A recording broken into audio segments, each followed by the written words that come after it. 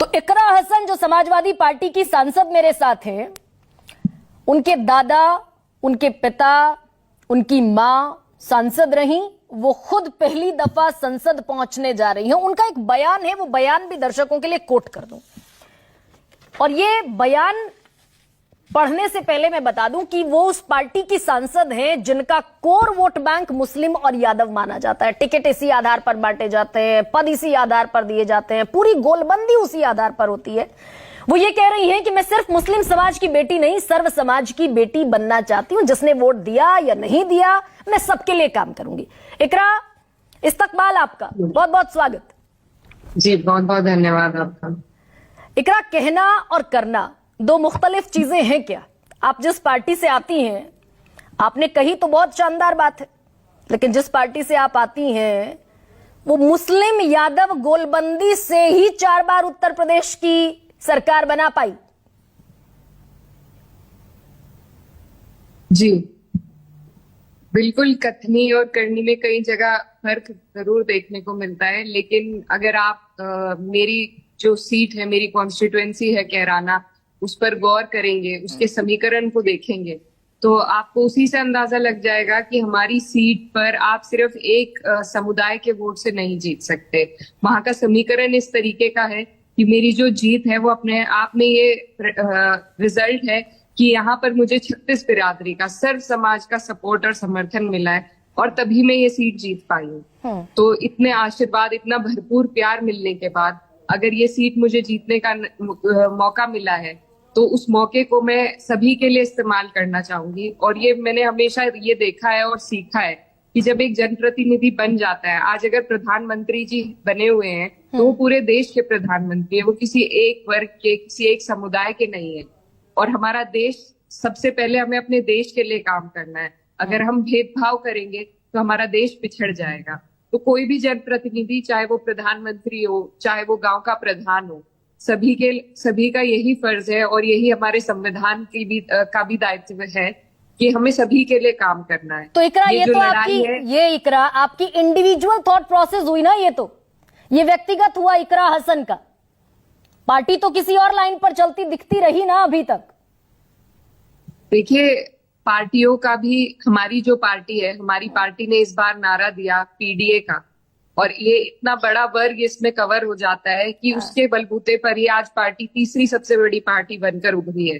तो ये पीडीए का नारा था, जो जिसमें अगड़े भी आते हैं। पीडीए का मतलब ये नहीं है, इसमें पिछड़ा, दलित, अल्पसंख्यक और पीड़ित अगड़े और जितने भी लोग हैं जो अपने आप को शोषित महसूस कर रहे हैं, वो सभी इसके उसमें आ जाते हैं घेर में। लेकिन अंत तक, लेकिन इकरा, आप कह रही हैं, मैं जो सवाल उठा रही हूं वो ये कि भाई जाति, धर्म, संप्रदाय, लिंग, जन्म स्थान, किसी भी आधार पर संविधान भेदभाव की इजाजत नहीं देता। लेकिन आपकी पार्टी ने इसी चुनाव में कितने टिकट बदले इसी जातीय गोलबंदी के लिए? अंत तक 7-7, 8-8 जगहों पर टिकट बदलती रही, 2-2 बार, 3-3 बार। यही जातीय गोलबंदी सेट हो रही थी ना।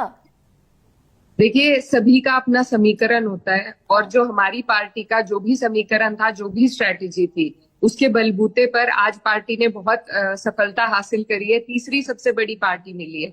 बात चुनाव लड़ने की और अपने वोटों को, वोट बैंक को, या आप कुछ भी कह लीजिए, सभी पार्टी अपने एक एक वोट बैंक को आधार बनाती जरूर है, लेकिन उसके बाद ये जो आप मेरा बयान चला रहे हैं, ये बयान उसके बाद का है।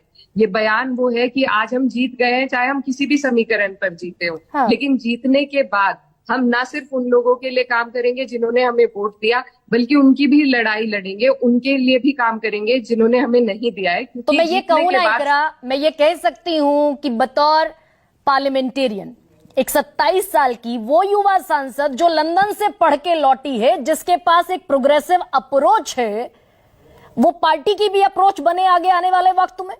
जातीय गोलबंदी के आधार पर डिस्क्रिमिनेशन बंद होगा आपकी पार्टी में भी? जी बिल्कुल। देखिए, ऐसा है कि डिस्क्रिमिनेशन है ही नहीं। कुछ सीटों पर समीकरण हर सीट पर अलग बनता है। किसी सीट पर जाट बहुल्य सीट है, कोई सीट गुर्जर बहुल्य सीट है, तो हमारे यहाँ हम कास्ट को इग्नोर नहीं कर सकते। मैंने भी पॉलिटिक्स की पढ़ाई करी है और थ्योरेटिकल और प्रैक्टिकल में जमीन आसमान का फर्क है। हाँ। अगर आप थ्योरी पढ़ेंगे तो यहाँ पर कास्ट रियलिटी को थोड़ा हम इग्नोर करके चलते हैं अपने इंटेलेक्चुअल वर्ल्ड में, लेकिन आप जब धरातल पर काम करेंगे तो कास्ट एक ऐसी रियलिटी है जिसको आप इग्नोर नहीं कर सकते। तो ये बिल्कुल ये एक बड़ा सामाजिक चेंज लाने की जरूरत है। तो इकरा लेकिन जब यानी तक कि वो हमारी नहीं- पॉलिटिक्स, हम ये माने क्या कि हमारी पॉलिटिक्स कॉन्स्टिट्यूशन को जब थ्योरेटिकली से इतर प्रैक्टिकली अप्लाई होती है पॉलिटिक्स, तो हम अपने कॉन्स्टिट्यूशन को रिगार्डलेस ऑफ द पार्टी हम अपने कॉन्स्टिट्यूशन को परे रख देते हैं। इज दैट जी, ट्रू? मेरा कहने का ये मतलब नहीं है। मैं ये कहना चाहती हूँ कि जो रियलिटीज हैं, कॉन्स्टिट्यूशन हमारे लिए एक आदर्श है। हम सबको उस तरफ चलना जरूर है, लेकिन जो रियलिटी है वो उससे कुछ दूर है। लेकिन उसको भी साधते हुए उसके बाद जो हमें आगे कदम बढ़ाने हैं वो अपने कॉन्स्टिट्यूशन को मद्देनजर रखते हुए, अपने कॉन्स्टिट्यूशन के दिखाए हुए पद चिन्हों पर और उनके उसूलों पर चलना है। लेकिन उससे पहले के जो रास्ते हैं उसमें जरूर ये सारी जो ग्राउंड रियलिटीज है, आज आप और हम वुमेन एम्पावरमेंट की बात करते हैं, पर हम एक बहुत पेट्रियार्कल सोसाइटी से भी बिलोंग करते हैं, वो भी एक रियलिटी है। तो ये दोनों चीजें साथ में चलती हैं, लेकिन हमें एक प्रोग्रेसिव थॉट के लिए जो एक चीज है, जो हमारी कास्ट रियलिटीज है ऑन ग्राउंड, उनको मद्देनजर रखते हुए उनको हमें अपने कॉन्स्टिट्यूशनल फंडामेंटल्स के अंदर लेकर आगे बढ़ाना है। इकरा, थैंक यू सो मच, बहुत बहुत शुक्रिया आपका कि आपने जमीन की जो सच्चाई है आपकी पार्टी के भीतर भी उसको कम से कम माना कि कॉन्स्टिट्यूशन जो कहता है वो अलहदा है और ग्राउंड रियलिटी जो है वो अलहदा है और ये दूरी पाटने की जरूरत। खैर।